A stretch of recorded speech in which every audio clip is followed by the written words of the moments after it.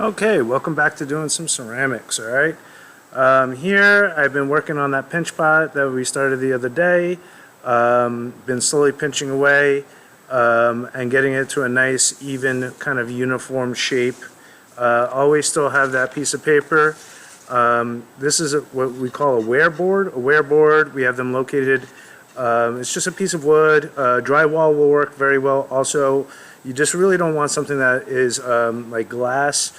Nothing that will cause the clay to actually stick to the board. Again, that's what the newspaper is for if you do have something like that. But a wear board is something, a term that you should be familiar with and should be using. So, I'm going to put my newspaper down. And on the first day working on this, we would call the clay at that point greenware. Anything that's not fired is greenware. So whether it's porcelain or whether it's terracotta or stoneware, like this is stoneware, we call it green or greenware at this stages before the first fire, which is our bisque. At that first point, I could only get so far, and it started kind of like cracking and getting loose.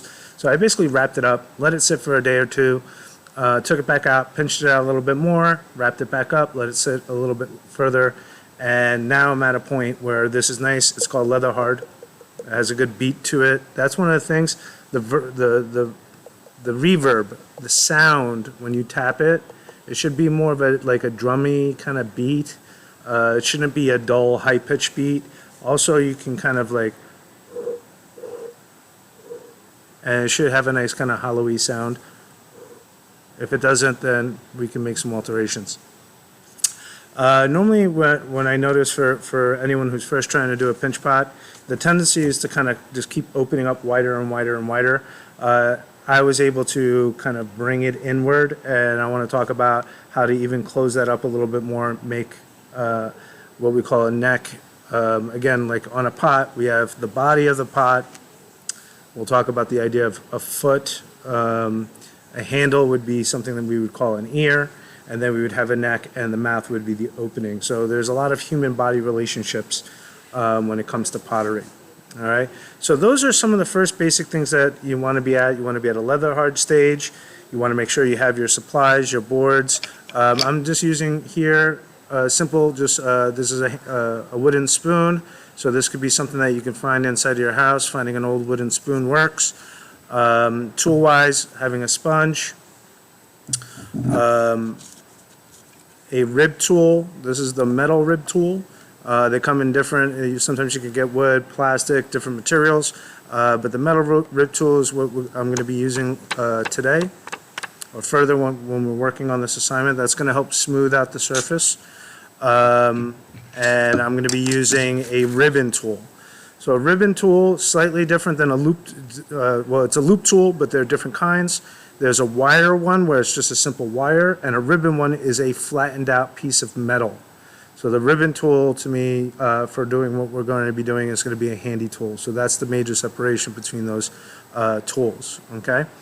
So we're going to get ready to get started and working on this piece right here. So I'm again feeling the pinch, feeling the area. I got a good symmetry here. I often like to use what's called a banding wheel or a lazy Susan. That's one of these. This is, a fancier one. You could actually buy from a store the simple turning mechanism, and you can create your own at any scale, any size.